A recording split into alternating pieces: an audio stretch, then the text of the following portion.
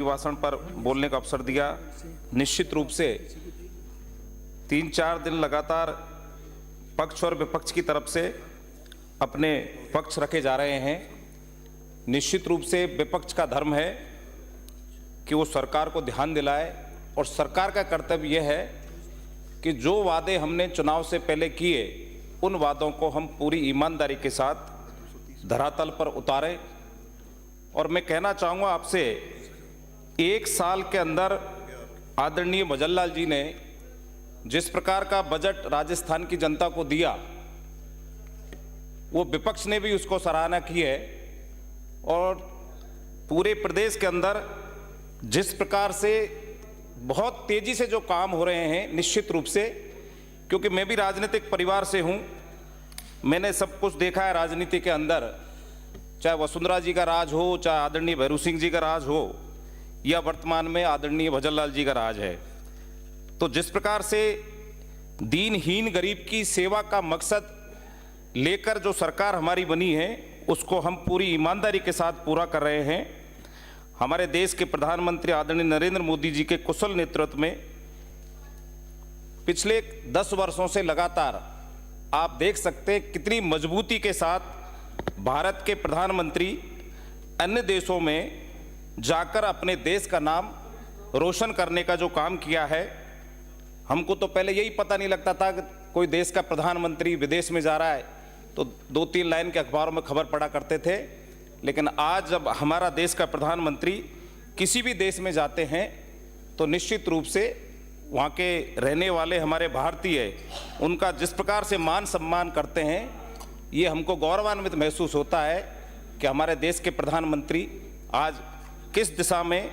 जनता की सेवा करने में लगे हुए हैं। माननीय अध्यक्ष महोदय, मैं आपको बताना चाहूँगा, जो हमारे प्रधानमंत्री जी की सबसे महत्वपूर्ण जो योजना थी जल जीवन मिशन, उनका एक ही मकसद था कि गांव के प्रत्येक व्यक्ति को हर घर में पानी मिलने का काम हो, ताकि मेरे पूर्वी राजस्थान या पश्चिम राजस्थान में जो पानी की बड़ी विकट समस्या हमेशा से रहती आई है, ताकि महिलाओं को 5-5, 6-6 किलोमीटर सर पे मटकी रखकर कुओं पर जाना नहीं पड़े, इसके लिए ये योजना लागू की गई थी। लेकिन आपने देखा है योजना में पूर्ववर्ती सरकार ने कितना ज़बरदस्त भ्रष्टाचार किया, और भ्रष्टाचार इतना ज़बरदस्त हुआ, अगर ईमानदारी से 5 साल सामने वाले काम करते तो निश्चित रूप से जनता को पानी मिलता, और आज जिस जगह बैठे वहाँ इस जगह पर नहीं होते। आदरणीय किरोड़ी लाल जी ने इस मामले को लेकर राजस्थान की पूर्ववर्ती सरकार को कटघरे में खड़ा किया था, और पूरे राजस्थान में करीब 20,000 करोड़ रुपए का घोटाला इसमें हुआ था। अकेले मेरे महुआ विधानसभा क्षेत्र में विपक्ष का नेता बैठे हैं, करीब 40 करोड़ रुपए का अकेले मेरे महुआ में इस घोटाला हुआ था। आज जनता जिस प्रकार से पानी के लिए तरस रही है, मात्र इनकी रीति और नीतियों के कारण। अन्यथा आप देख सकते हैं मध्य प्रदेश हो चाहे गुजरात हो, आज हर व्यक्ति को घर से नल से पानी मिलने का काम हो रहा है। इसलिए मैं ये कहना चाहूँगा कि जेजेएम का जो घोटाला ज़बरदस्त हुआ, सबको पता है सरकार की क्या स्थिति रही। आज आदरणीय भजन लाल जी ने जिस प्रकार का बजट हमको दिया है, निश्चित रूप से आप कहीं भी जाकर देख सकते हैं।